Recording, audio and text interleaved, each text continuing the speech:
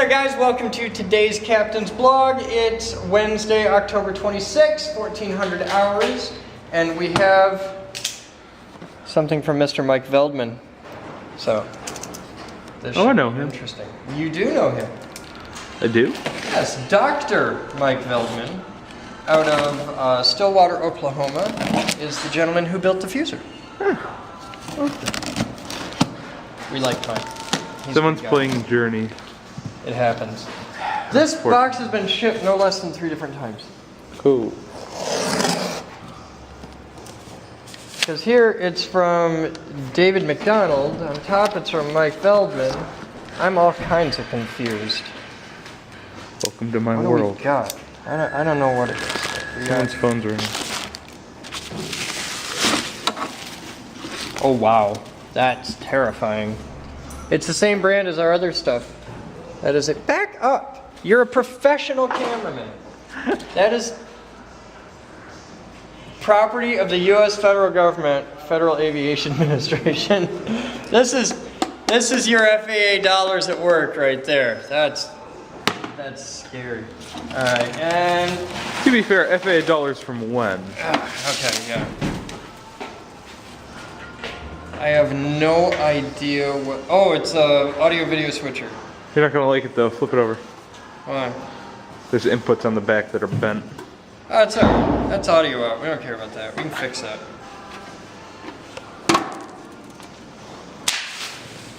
We've got another one of those. That's pretty much the same thing. Now, okay, here we go. Now we're getting into some decent cameras. This is good stuff. That's cute. More security camera. We need security cameras. Ooh, and another box. This one's different. This is, it's a little quad splitter thing. It's very nice. Another one of those terrifying cameras. Oh, hey. Boom. Security camera.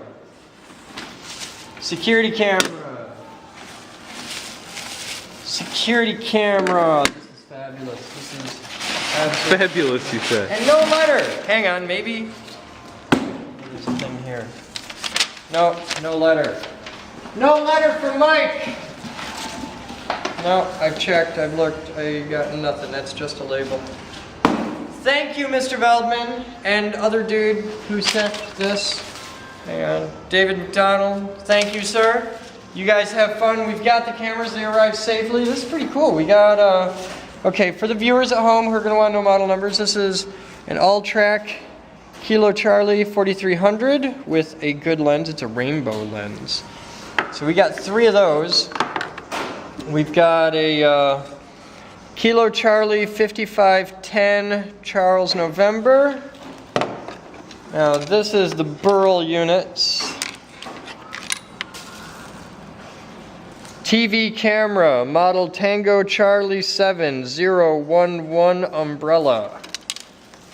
And they're the same. Wow, that's really terrifying. That is this one has something rattling around inside it. So I don't know about that. Also no lens, but Oh, that's no big deal. You take the lens off one of those, it'll fit under. All right, so thank you, gentlemen. More as it happens. All right, so here's how the fastener storage is going to go. This is our fastener room. There's Batman for scale. We've got the big roto bins here, and this will be the most used fasteners, like quarter 20s, stuff like that. Now, I'm going to need your help in getting a big list of all the most commonly used fasteners and the size ranges we're going to need and all that, because what we're going to do is I need to measure out off the door real quick, so where the door swings to, and then from that spot there, we'll come over like 6 inches. From there to the corner and down. This whole section is going to be bin walls. So we'll have the main bin wall there and the little bin wall here. And then offset out into the middle, we'll have the roto bin. So you'll be able to walk down to bin wall. So this will actually be more of an actual room, not a hallway anymore. Yep, this will be an actual, this is the fastener room. That's what this is for. Doors. And that's the only thing this room is used for, is fasteners. That's it. This is just fasteners and hardware, you know, this nuts and bolts and Allen screws and eye bolts and all the stuff we use. But this is the hardware stuff. So let's get a measurement real quick. Head over that way, I'll go this way. But yeah, well, this is our chance to gut this room and get the info we need. Alright. What do you got? 158. 158 inches. And what is that? You want to say 7 feet high? We go 7 feet for the wall? Yeah. I think they come in like standard heights for bin walls. But Yeah. just how the tallest we can get. We've easily got 7, 8 feet in here. Yeah. Still check. I think 7 feet's high enough where we can still reach it. Yeah, right. Oh, we got Fancy little step ladders on. Yeah, alright. So yeah, we'll say 80 inches high is plenty. Yeah, so we got 9 Yeah, feet. so we got, alright. Cool, alright, so last wall here. there's your dimensions. Oh yeah, we got this little wall here.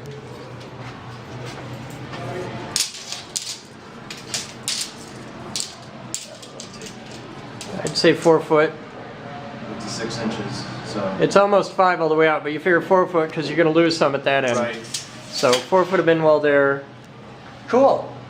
Alright, so this is the fastener room in progress, and it's totally crap right now. This is before we've done anything. It's the ugly old black tile and just ew. So this is, yeah, nasty ceiling. This is all going to get cleaned up with a whole lot of Rust-Oleum paint. And then a whole new sponsor is coming to play for the fasteners, and you're going to learn all about them later. So that was my little note for the gentleman, the sponsor, Matt. You awesome dude, you. And yeah, so you guys have fun, and I'll have more as it happens.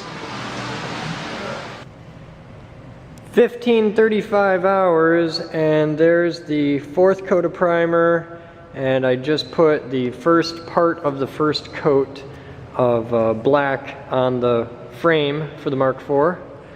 And you can see a couple, like this whole spot is still just primer because that was still a little tacky and I didn't want to hit it yet.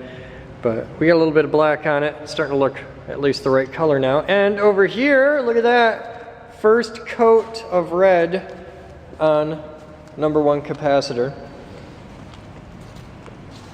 And I also got these today. Check it out. This is just for testing.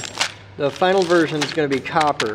And if anybody wants to be really cool and send us some copper ones, we need 3/8 16 by 3/4 inch long copper hex head screws. Okay, and I need 25 of them would be good. And matching washers in copper. We're using brass for initial testing. I picked these up at the local hardware store as well. These are the eye bolts. Now these are the same bolts as the ground connection bolts, but what these are for is so that when these capacitors are all nice and pretty and happy, we're going to just thread these in here. We'll have an eye bolt in each corner specifically for rigging so that we can pick them up and drop them right down into place on the cart without screwing them up. So that's my plan there, and that's why I'm able to paint these all nice and pretty and not have to worry about destroying them. So that's how it's going to happen.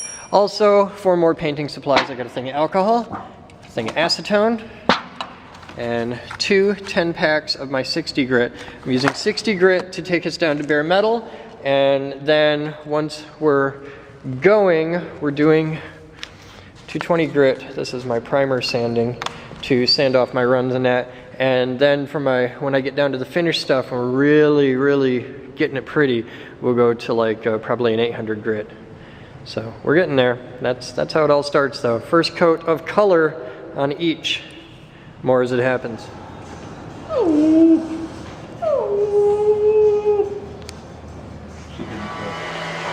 Hey, look at that.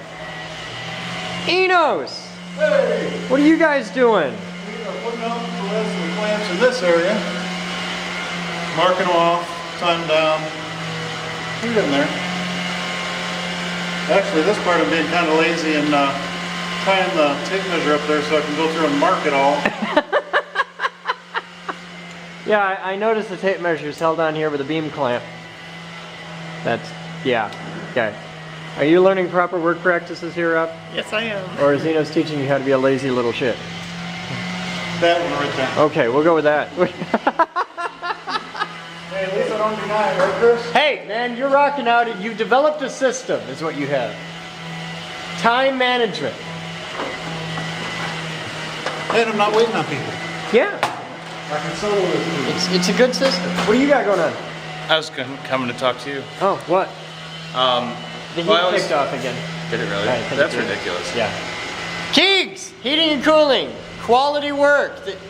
45 days. They're gonna have that whole heating system in 45 days. It's what, 300 now? Still a big hole in the MDH, Yeah. and there's leaking. And The roof leaks because of them. The heater kicks off. The heater over the pool, number 3 rooftop unit, turns itself off all the time. So is that that room's. the one with the panels missing off of it? They all have panels missing off of them.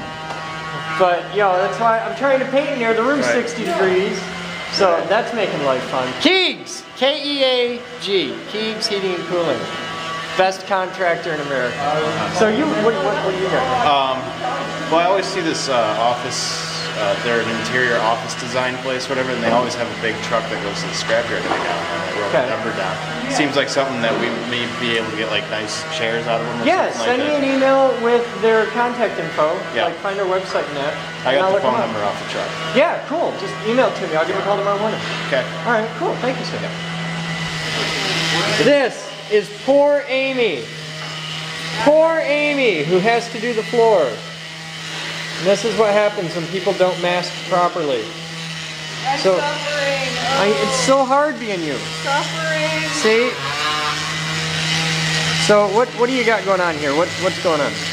I'm taking off all these little spray bits of paint. Okay. So I'm spraying it with paint remover stuff and then scrubbing it with a scrubby attached to a mouse sander. See? Sort of. Yeah. That looks pretty good. It's Yeah, just tedious because you gotta do every tile one at a time. Yeah, and you gotta let it soak a little bit to get it. Are you able to get into grout and stuff too? or- Yeah, oh yeah. Okay.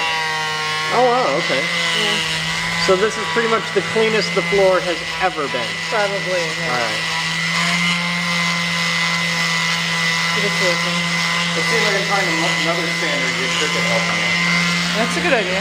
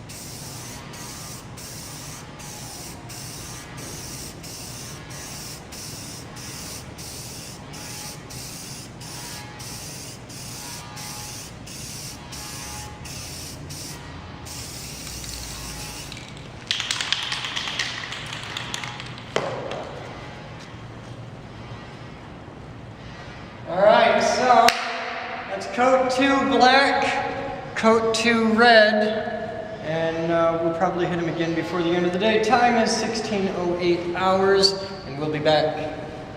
Cricket! Yeah, I gotta ask, yeah. what's the carrots for? They help me concentrate.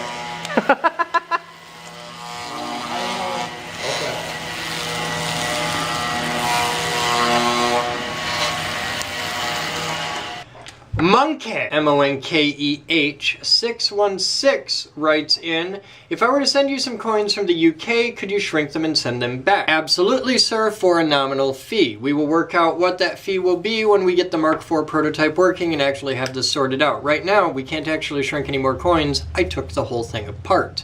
Also, I have a question for you, Monkey. You have 616 in your username.